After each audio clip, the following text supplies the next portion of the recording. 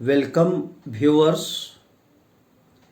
आज का topic role of socialization in personality development से रिलेटेड है।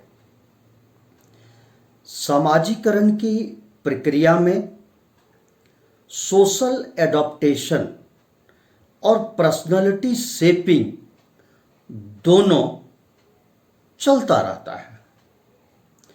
सोशल एडॉप्टेशन में फैमिली या सोसाइटी के customs, habits, norms, opinions, values and interactions को बच्चे सीखते हैं और पर्सनालिटी शेपिंग इसी सोशल एडॉप्टेशन के आधार पर थ्रू आउट द लाइफ चलता रहता है।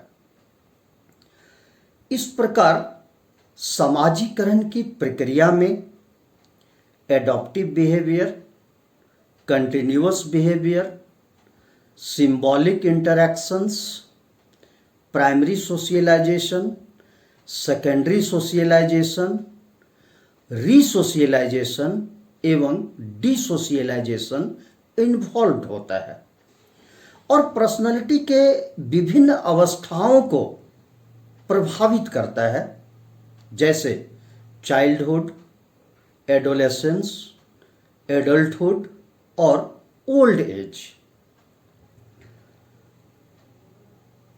पर्सनालिटी डेवलपमेंट में सबसे इम्पोर्टेंट फैमिली का रोल होता है।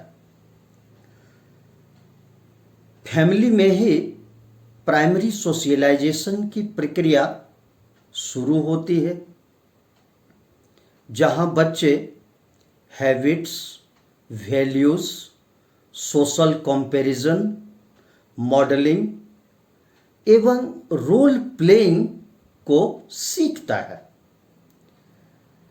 अगर प्राइमरी सोशलाइजेशन बेटर होता है तो पर्सनालिटी डेवलपमेंट भी बेटर होता है। पेरेंटल बिहेवियर भी पर्सनालिटी डेवलपमेंट के लिए रिस्पॉन्सिबल है। Parental roles, parental habits, parental beliefs, parental relations का इम्पैक्ट पर्सनालिटी डेवलपमेंट पर देखा गया है। यही कारण है कि पेरेंटल बिहेवियर के कारण बच्चों का पर्सनालिटी काफी हद तक डिपेंड करता है। अगर हम इकोनॉमिक कंडीशन की बात करें तो इकोनॉमिक कंडीशन रिच हो सकता है, पुअर हो सकता है, लेकिन life style, child rearing practices और एजुकेशनल फैसिलिटीज अलग अलग होता है।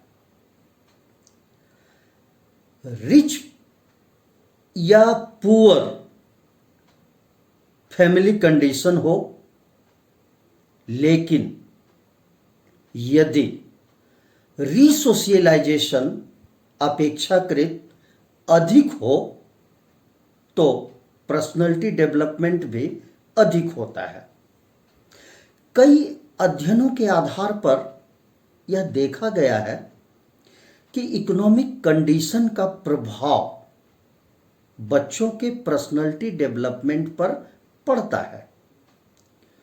सोशल क्लास की भूमिका से भी इनकार नहीं किया जा सकता। सोशल क्लास लो हो सकता है, मिडिल हो सकता है, अपर हो सकता है और यह सोशल क्लास पर्सनालिटी को प्रभावित करता है। लेकिन यहां भी व्यूअर्स, यदि रीसोशलाइजेशन अपेक्षाकृत अधिक होता है तो पर्सनालिटी डेवलपमेंट भी बेटर होता है। नेबरहुड या पड़ोस का भी इम्पैक्ट पर्सनालिटी डेवलपमेंट पर देखा गया है। नेबरहुड गुड हो सकता है, बैड हो सकता है, अगर नेबरहुड गुड होता है तो वैसी परिस्थिति में गुड पर्सनालिटी डेवलप करने की संभावना बनी रहती है। और यदि नेबरहुड बैड होता है तो वैसी परिस्थिति में बैड पर्सनालिटी के डेवलप होने की संभावना बनी रहती है।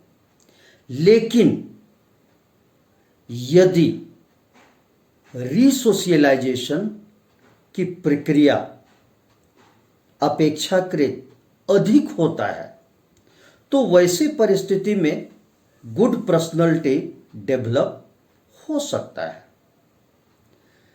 प्ले और प्लेमेट्स की भूमिका भी महत्वपूर्ण है। प्ले और प्लेमेट्स गुड हो सकता है, बैड हो सकता है। यदि प्ले और प्लेमेट्स गुड होता है तो बच्चों में कोऑपरेशन, सिंपैथी, कंपटीशन और इथिकल डेवलपमेंट अधिक होता है और पर्सनालिटी भी बेटर होता है। यदि प्लेमेट्स बैड होता है तो बैड सोशल एलिमेंट्स के डेवलप होने की संभावना बनी होती है।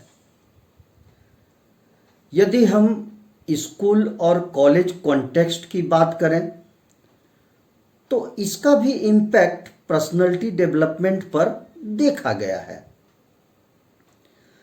एज होमोजेनिटी के कारण cognitive skill, self esteem, sense of responsibility develop करता है।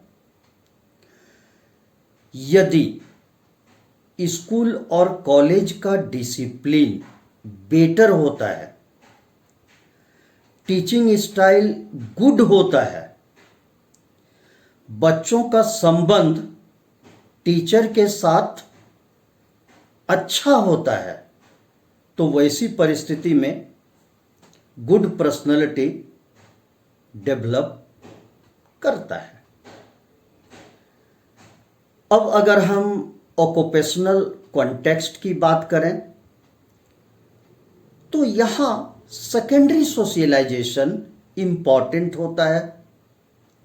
जॉब हो या बिजनेस हो, वहाँ एक फ्रीडम होता है,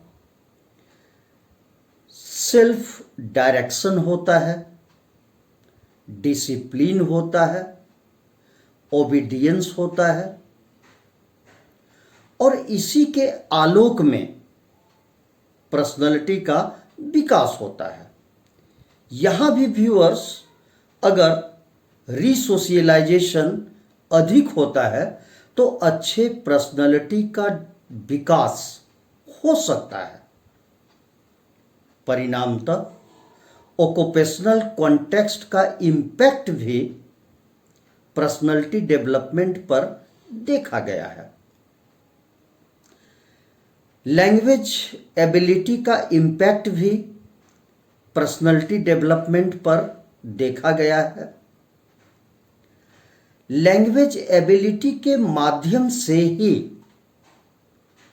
बच्चे अपने फीलिंग्स, आइडियाज और थॉट्स को एक्सप्रेस करते हैं, जिसका इम्पैक्ट पर्सनालिटी डेवलपमेंट पर पड़ता है। यदि बच्चों को फैमिली में लैंग्वेज एबिलिटी सिखाई जाती है या ट्रेनिंग दिया जाता है तो वैसे परिस्थिति में पर्सनालिटी डेवलपमेंट भी अपेक्षाकृत अधिक होता है। इस प्रकार व्यूअर्स, कल्चर का प्रभाव भी पर्सनालिटी डेवलपमेंट पर देखा गया है। प्रत्येक कल्चर का अपना एक वैल्यू होता है, नॉर्म्स होता है, कस्टम्स होता है, ट्रेडिशंस होता है, स्टैंडर्ड होता है, जहां रीसोशियलाइजेशन और डिसोशियलाइजेशन चलता रहता है। यदि व्यूअर्स रीसोशियलाइजेशन अधिक होता है तो वैसे परिस्थिति में गुड पर्सनालिटी डेवलप होने की संभावना बनी रहती है। इस प्रकार यह कहा जा सकता है कि पर्सनालिटी एक डायनेमिक ऑर्गेनाइजेशन है और पर्सनालिटी में एक यूनिक एडजस्टमेंट पाया जाता है। कुछ बच्चे हर परिस्थिति में एडजस्ट कर जाते हैं और कुछ बच्चे एडजस्ट नहीं कर पाते हैं। इसका कारण पर्सनालिटी पैटर्न है। यदि पर्सनालिटी पैटर्न एडिक्वेट होता है तो एडजस्टमेंट भी अपेक्षाकृत अधिक देखा जाता है। इस प्रकार व्यूअर्स पर्सनालिटी डेवलपमेंट के संदर्भ में कोई प्रश्न पूछना हो तो आप कमेंट के माध्यम से पूछ सकते हैं। Thank you.